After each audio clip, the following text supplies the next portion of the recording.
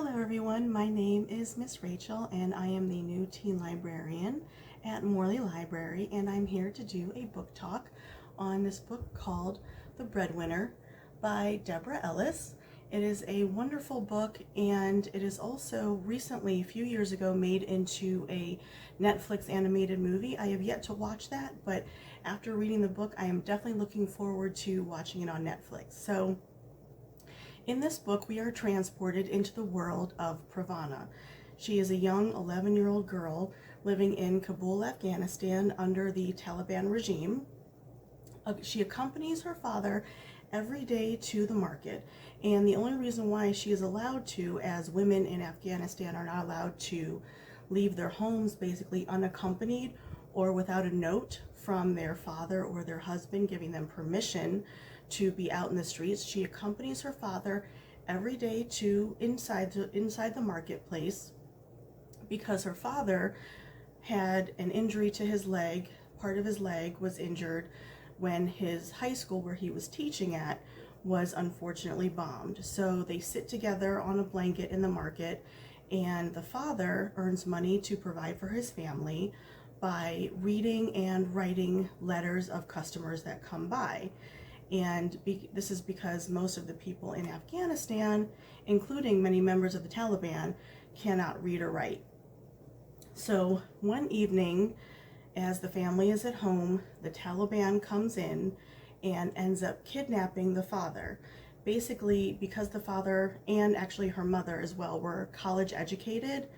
The father was educated in England, and the Taliban said, "Why did you go to university in England? We don't need that foreign influence in our country."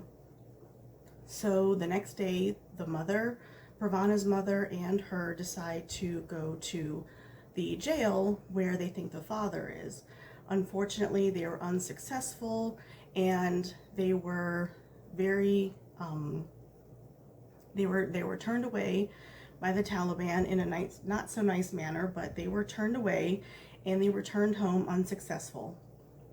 So because they are out of supplies, a few days goes by, and Pravana also has siblings. She has an older sister, and she has a couple of younger siblings, and she had an older brother who unfortunately was killed in a landmine accident, and his name is Hussein, and the mother kind of keeps his clothes around as a memory to him.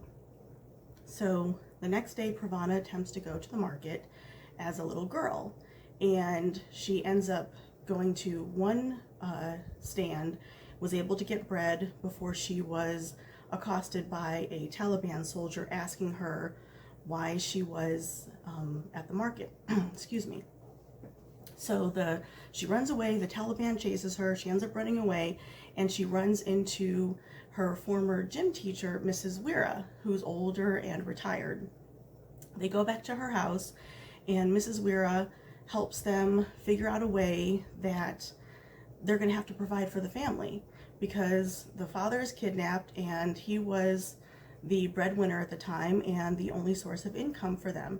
So they're running out of food. They ran out of food, diapers for the child. So as Pravana is sleeping, when she wakes up, her mother and Mrs. Wira decide, "We're going to turn you into a boy."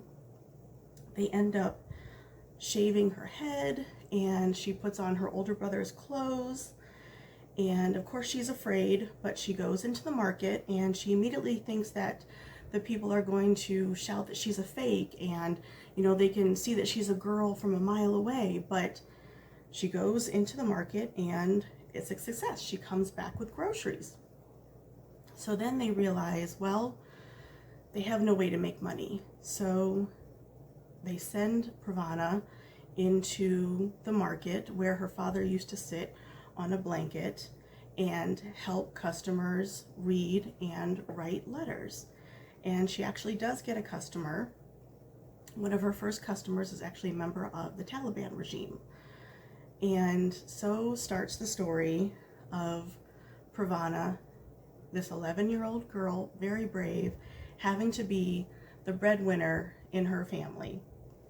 What I liked about this book was it gave not just a glimpse, but an open door view of life under the Taliban regime. As a matter of fact, the dedication of this book was something that was just very simple, and it's dedicated to the children of war.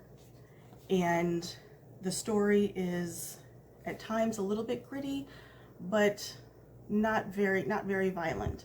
But it definitely gives a glimpse. You can feel the sunshine on your face as Pravana goes out of her home for the first time without face covering. And you can envision what the buildings look like as a war-torn country, that buildings have been shattered and bombed. And Pravana describes how many times her family's had to move, and they were once very wealthy, and each home that they lived in was bombed. And the fact that even carrying around a photograph is illegal in the country. So I highly recommend this book. I have already fallen in love with the character Pravana.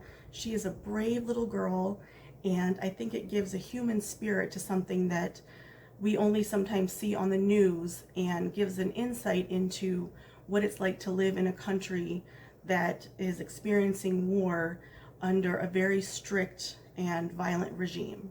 So we have this book actually at Morley Library. You can give us a call to order it, and we'll take it down for you. And I highly recommend it. So have a great day. Thanks for watching, and happy reading. Bye.